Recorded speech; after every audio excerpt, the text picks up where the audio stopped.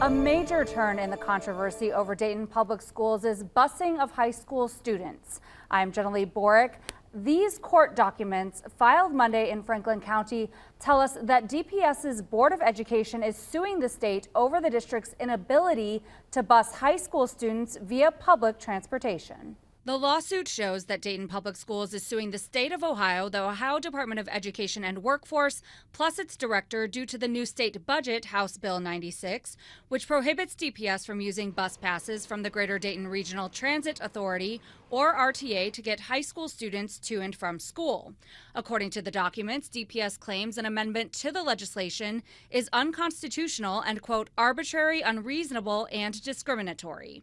In the lawsuit, DPS says, quote, the amendment requires DPS to either violate the law or stop providing bus passes to students. If DPS does the latter, many students will not have reliable or safe means of transportation to school. Prior to this school year, DPS would purchase RTA bus passes for high schoolers who would transfer routes at Right Stop Plaza, known as the downtown RTA hub. Conversations about how DPS buses high school students intensified after a Dunbar High School student, 18-year-old Alfred Hale III, was shot and killed there while trying to transfer buses last April.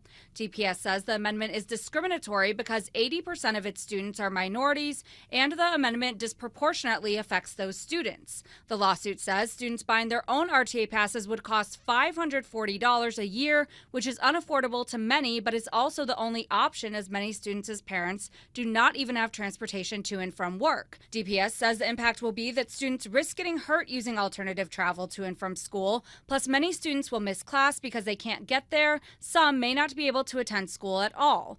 The lawsuit asks the court to find the legislation unconstitutional, which means it wouldn't be able to be enacted, and DPS could not be punished for using public transportation to bus students to school. And as today was the first day of the new school year for DPS students, we checked in with Superintendent Dr. David Lawrence about some new things this year. An alternative school, Jackson Center, opened up today. Dr. Lawrence says the principal, counselors, and support staff from the Office of Exceptional Children were all there today, adding only a few students were there now, but more kids will be going each week. Dr. Lawrence described who the school will be catered to. If you have difficulty as a student, participating in class in a meaningful way and understanding the rules and bylaws in our 6 high schools, then we have a place that you will be placed while we work on getting you together so that we all row in the same direction. Dr. Lawrence says it's partially aimed at reducing suspensions because now when students are suspended, they don't get to stay home. Instead, they'll go to the Jackson Center, and once the student has overcome their issue, they can go back to their regular classes. DPS also making families aware on Facebook that Louise Troy Elementary School will be closed again tomorrow due to no air conditioning. Dr. Lawrence says the AC malfunctioned Monday night and was fixed today, but due to the building's size, it's still not cooled and comfortable for students to return tomorrow. He expects students to fully return Thursday.